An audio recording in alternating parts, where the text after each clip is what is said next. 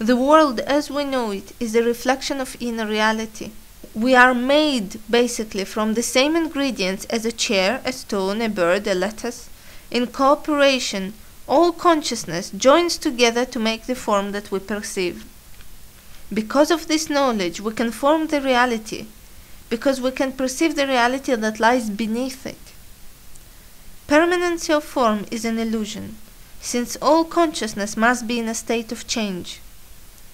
We can be at several places at once because of true mobility of consciousness.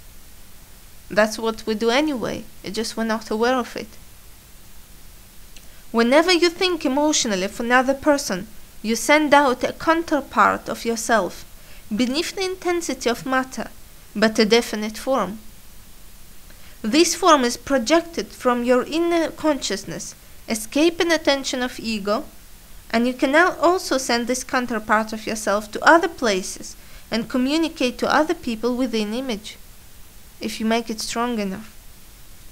Every environment is our mental production, so enjoy it. There are such subtle qualities affecting the nature of all thought, such emotional gradations, that none is ever identical. Incidentally, no one physical object in our system is duplicate of any other, even though it may seem that way. The atoms and the molecules that compose it, or any object, have their own identities that color and qualify any object that they form. Our body changes completely every 7 years. It changes constantly with each breath. Within the flesh, atoms and molecules constantly die and are replaced. The hormones are in a constant change of motion, in a constant state of alteration. Electromagnetic properties of skin and cell continually leap and change and even reverse themselves. The physical matter that composed my body a moment ago is different in important ways from the matter that forms my body in this instant. Perceive the constant change in your body with as much persistence as you attend to its permanency or constant entity. We stress ideas, thoughts, attitudes that we recall from past experience as our own, completely ignoring that what once was characteristic now is completely vanished. Because we change all the time, so the past we're so busy with is not our past anymore. The person who did these things in the past or felt this way, doesn't exist anymore. We're changing, so there's no need to hold on to this past or future. We try to maintain permanent physical or subjective self in order to maintain permanent environment, so we always ignore changes. Those that I refuse to acknowledge is precisely those that would give me a much better understanding of the true nature of reality, subjectivity and environment. We need to accept changes. Changes help us to understand better the true reality of our life. Thoughts never disappear. If you follow thoughts and emotions, you discover other dimensions. In the dream state, we follow our thoughts into other realities, to the end. We are actors in a play. We create the props, the settings, the themes. We write, we produce and act in the entire production. We and every other individual who takes part in it.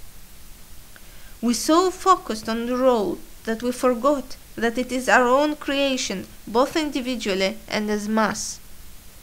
However, there are other plays going on simultaneously that we have a part to play as well. They take place in different periods of time. One may be called life in 12th century, or life in 14th century, or life in 2300. We also create these plays and act in them. The settings represent also our environment, the environment that surrounds our entire personality. Each portion of our entire personality that is in a particular period is so focused within this drama that he is not aware of the others in which he also plays a role at the same time. We do not understand our own multidimensional reality, yet we live many existences at one time. Time is not a series of moments as we tend to think.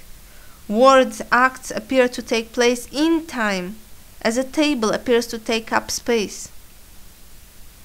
Those appearances, however, are part of a complicated props that we have set up beforehand. Of course, there was no beforehand, it all happens at once.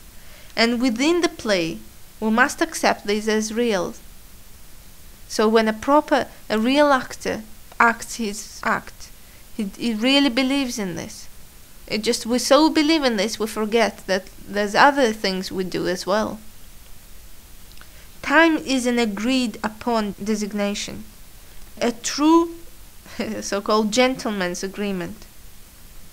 Each of us are now involved in a much larger production in which we all agree on certain basic assumptions that serve as a framework within which the play can occur.